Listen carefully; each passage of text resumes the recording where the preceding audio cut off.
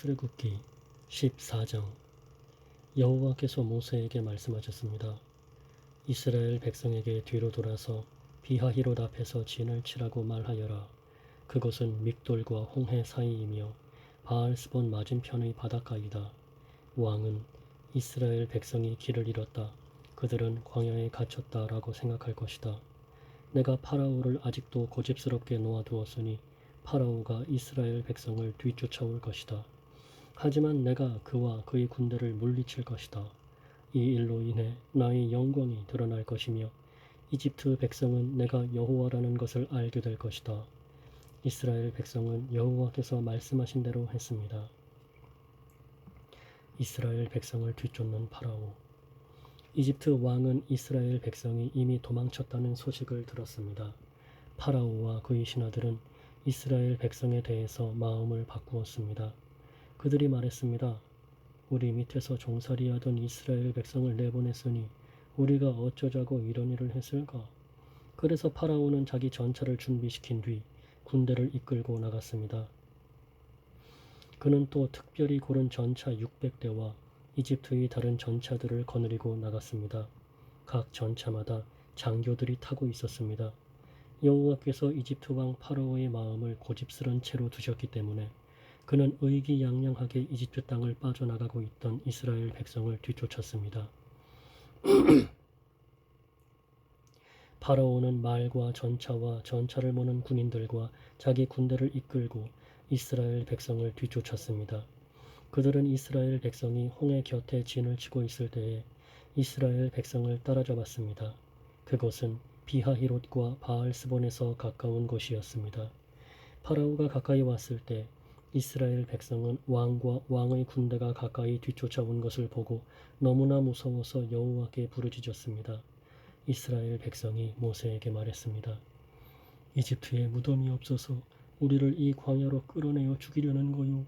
왜 우리를 이집트에서 데리고 나왔소?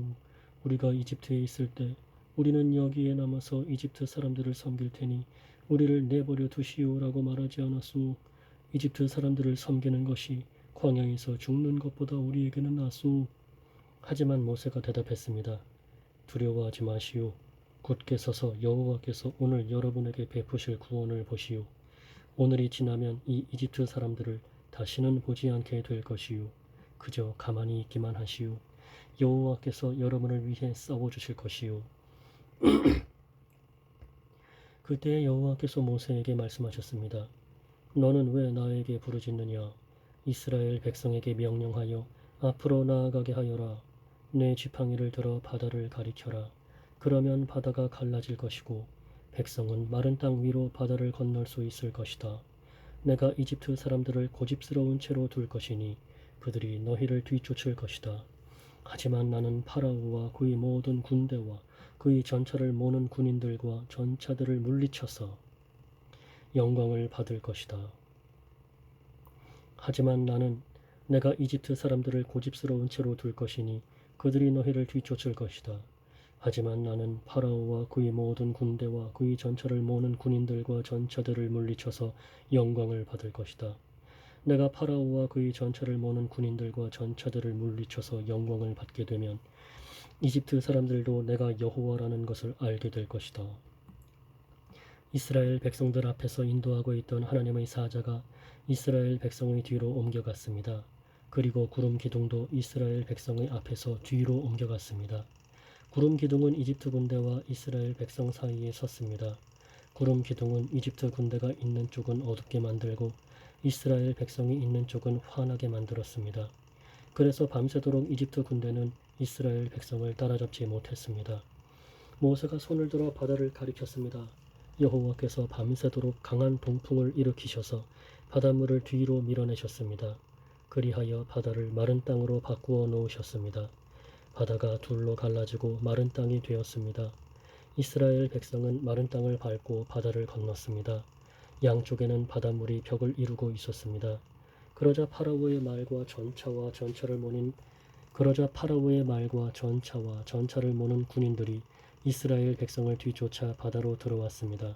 새벽이 되어 여호와께서 구름 기둥과 불 기둥 사이에서 이집트 군대를 보시고 이집트 군대를 어수선하게 하셨습니다. 여호와께서는 전차 바퀴를 벗겨서 굴러가지 못하게 만드셨습니다. 그래서 전차가 앞으로 잘 나아가지 못했습니다. 이집트 군인들은 이스라엘 사람들을 쫓지 말고 돌아가자. 여호와가 그들 편이 되어 우리와 싸운다 하고 소리질렀습니다. 여호와께서 모세에게 말씀하셨습니다.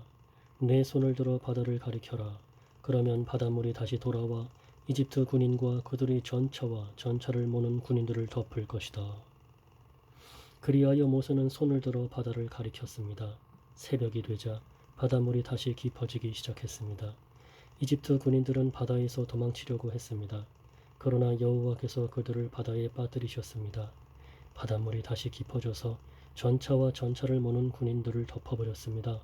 그리하여 이스라엘을 뒤쫓아 바다로 들어갔던 파로오의 군대가 모두 바다에 빠져 한 사람도 살아남지 못했습니다. 하지만 이스라엘 백성은 마른 땅 위로 바다를 건넜습니다. 이스라엘 백성의 양쪽으로 바닷물이 벽을 이루고 있었습니다. 그날 여호와께서는 이스라엘 백성을 이집트 사람들에게서 구해 주셨습니다. 이스라엘 백성은 바닷가에 널려 있는 이집트 군인들의 시체를 보았습니다. 이스라엘 백성은 여호와께서 이집트 사람들을 물리치신 큰 능력을 보고 여호와를 두려워했습니다. 그리고 이스라엘 백성은 여호와와 여호와의 종 모세를 믿었습니다.